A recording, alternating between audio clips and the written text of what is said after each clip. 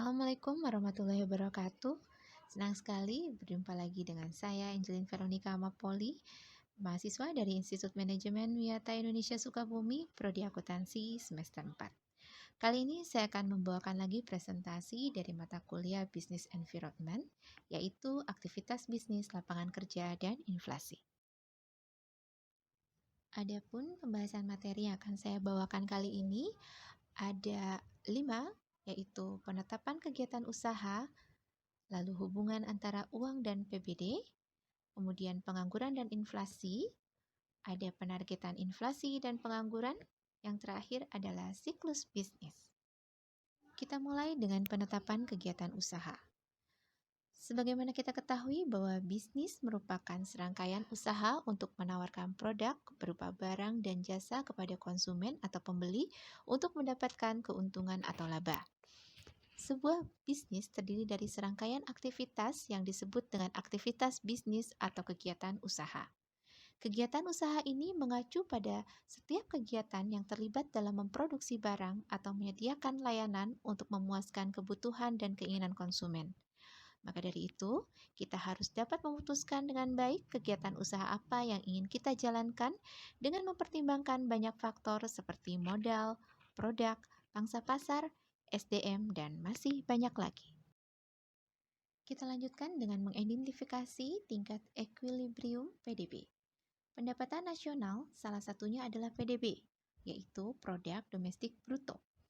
PDB menjadi equilibrium dapat berada pada setiap tingkat kapasitas.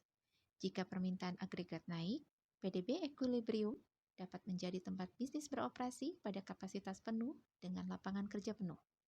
Namun, jika permintaan agregat rendah, PDB equilibrium dapat jauh di bawah kapasitas penuh dengan tingkat pengangguran yang tinggi, yaitu resesi. Keynes berpendapat bahwa penting bagi pemerintah untuk mengelola tingkat permintaan agregat untuk menghindari resesi. Selanjutnya tentang efek pengandaan. Ketika pengeluaran agregat meningkat, ini akan menyebabkan PDB meningkat.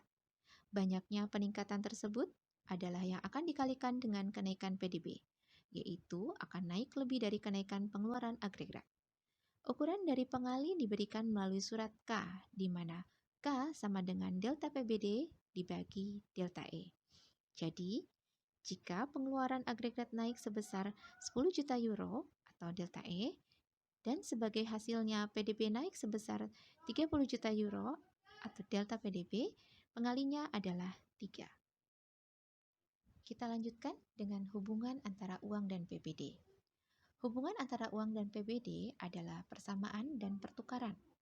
Persamaan pertukaran menunjukkan hubungan antara nilai uang pengeluaran dan nilai uang output PBD nominal.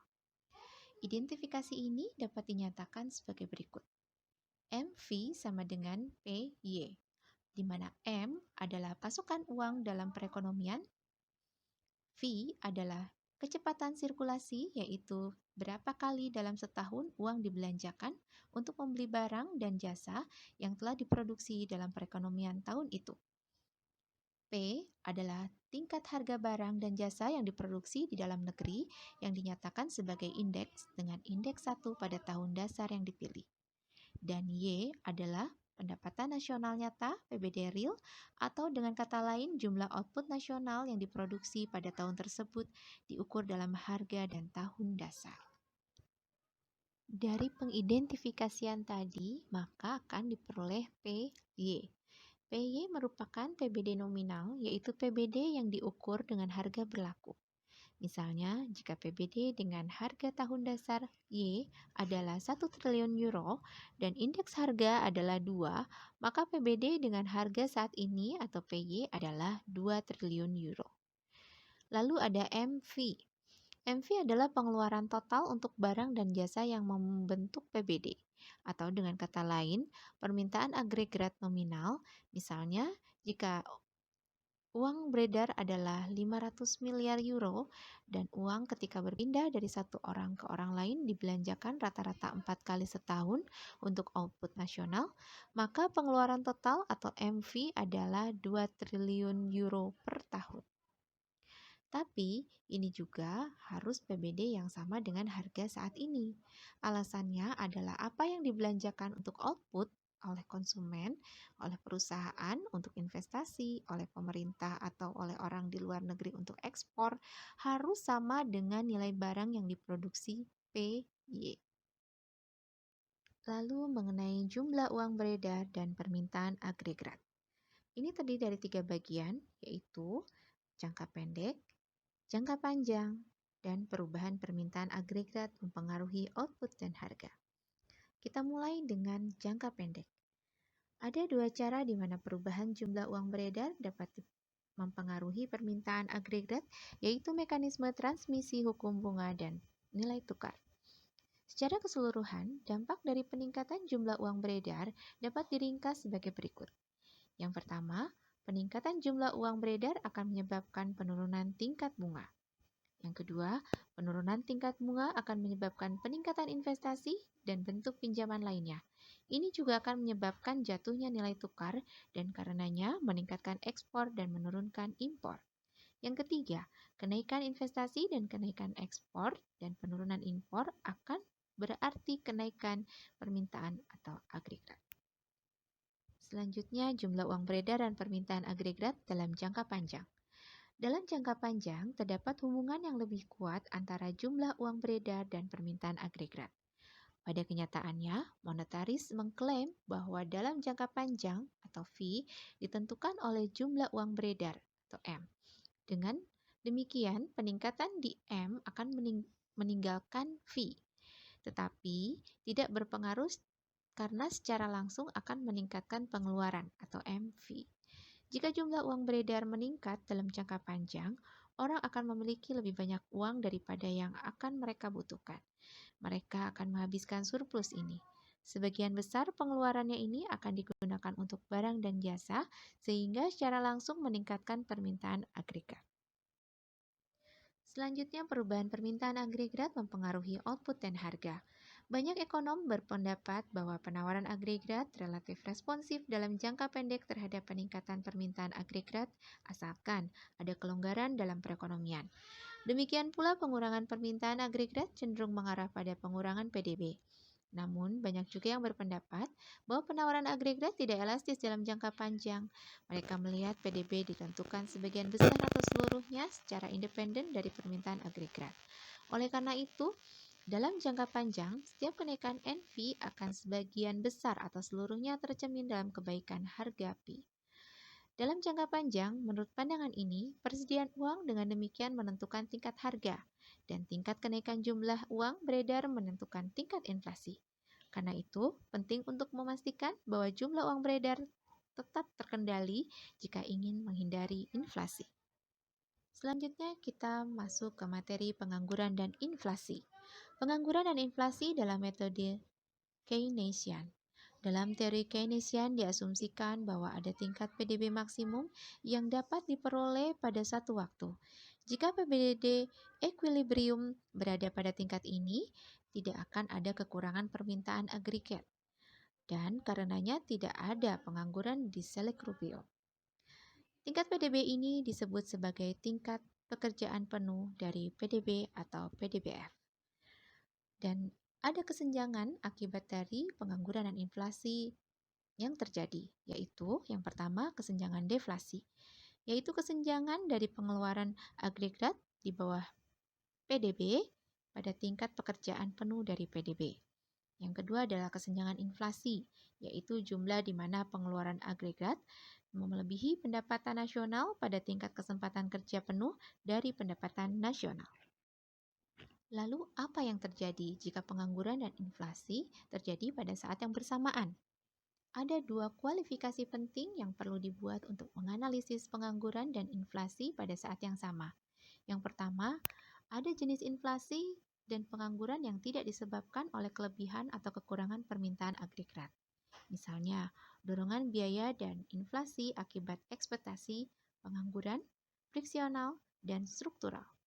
Kedua, tidak semua perusahaan beroperasi dengan tingkat kelonggaran yang sama.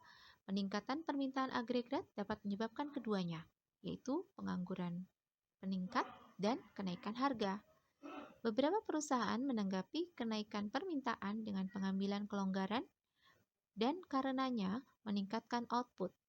Perusahaan lain yang memiliki sedikit atau tidak ada kelonggaran merespon dengan menaikkan harga dan yang lain melakukan keduanya. Di sini kita bisa lihat ada sebuah analisa sederhana kesenjangan resesi dan inflasi. Dalam contoh ini menyeratkan bahwa kurva penawaran agregat terlihat seperti pada gambar 29.5 hingga PDBF, output, dan lapangan kerja dapat meningkat tanpa kenaikan harga sama sekali. Kesenjangan deflasi sedang ditutup. Pada PDBF, tidak ada peningkatan lebih lanjut dalam output yang mungkin terjadi. Setiap kenaikan lebih lanjut dalam permintaan agregat sepenuhnya tercermin dalam harga yang lebih tinggi. Kesenjangan inflasi terbuka. Dengan kata lain, ini menyeratkan bahwa baik inflasi atau pengangguran dapat terjadi, tetapi tidak keduanya sekaligus. Dari contoh analisa tadi, kita melihat ada sebuah kurva, yaitu kurva Phillips. Kurva yang menunjukkan hubungan antara harga inflasi dan pengangguran. Hubungan antara inflasi dan pengangguran diteliti oleh A.W. Phillips pada tahun 1958. Kurva ini sering digunakan untuk mengilustrasikan efek jangka pendek dari perubahan permintaan agregat. Ketika permintaan meningkat naik relatif terhadap output potensial, inflasi naik dan pengangguran turun. Posisi dari kurva Phillips tergantung pada non-faktor permintaan yang menyebabkan inflasi dan pengangguran. Kurva Phillips tampaknya memberi pemerintah pilihan kebijakan yang sederhana. Mereka dapat memperdagangkan inflasi dengan pengangguran. Pengangguran yang lebih rendah dapat dibeli dengan biaya inflasi yang lebih tinggi dan sebaliknya. Materi berikutnya adalah efek ekspektasi. Dalam bentuknya yang paling sederhana, kurva Phillips ekspektasi P augmented diberikan oleh rumus P sama dengan F dalam kurung 1 per AS ditambah PE. Ini menyatakan bahwa inflasi atau P tergantung pada dua hal. Yang pertama, kebalikan dari pengangguran atau 1 per AS.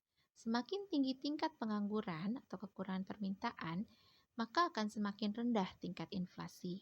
Yang kedua, tingkat inflasi yang diharapkan atau PE, semakin tinggi tingkat inflasi yang diharapkan orang, semakin tinggi tingkat permintaan upah dan semakin besar keinginan perusahaan untuk menaikkan harga. Dengan demikian, semakin tinggi tingkat inflasi aktual, maka semakin tinggi keseluruhan kurva Phillips secara vertikal.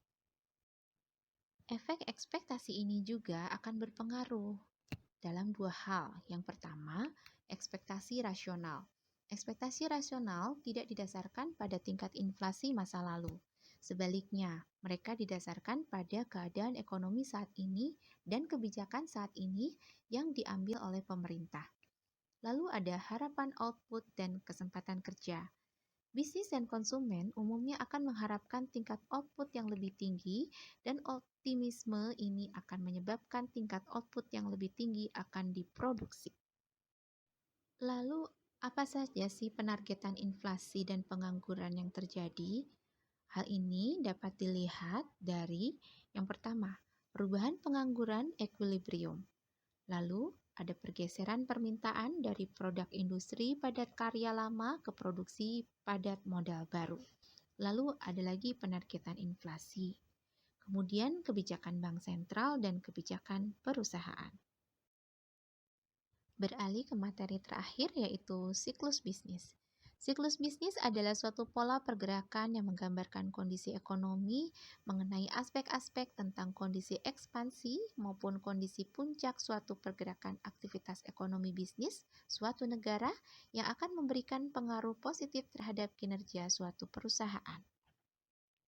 Dalam siklus bisnis ini sendiri memiliki 4 fase, yaitu fase pertumbuhan, pemulihan atau juga disebut ekspansi, lalu ada fase puncak atau peak, ada fase pelemahan atau resesi, dan ada fase titik terendah atau palung. Siklus bisnis ini juga memiliki pengaruh yang cukup besar terhadap perekonomian nasional maupun global, yaitu yang pertama, siklus bisnis dan permintaan agregat itu berpengaruh pada ketidakstabilan investasi atau akselerator dan fluktuasi saham. Lalu permintaan agregat dan jalannya siklus bisnis, beberapa ekonom berpendapat bahwa pemerintah harus berusaha mengurangi fluktuasi siklus dengan menggunakan kebijakan manajemen permintaan aktif. Ini bisa berupa kebijakan fiskal atau moneter atau keduanya. Perekonomian yang lebih stabil akan memberikan iklim yang lebih baik untuk investasi jangka panjang yang akan mengarah pada pertumbuhan yang lebih cepat, lebih baik dalam output potensial maupun aktual. Lalu, yang ketiga, pasokan agregat dan siklus bisnis nyata. Ini akan berpengaruh terhadap persistensi efek sisi penawaran dan juga pada efek titik balik. Demikianlah presentasi yang bisa saya sampaikan dari materi aktivitas bisnis, lapangan kerja, dan inflasi. Jika masih ada yang belum jelas dan ingin ditanyakan, silahkan chat di kolom komentar. Insya Allah kita akan bahas dan diskusikan bersama-sama. Sekian presentasi dari saya. Mohon maaf jika ada salah-salah kata, tingkah laku, dan perbuatan. Saya pamit undur diri. Wassalamualaikum warahmatullahi wabarakatuh.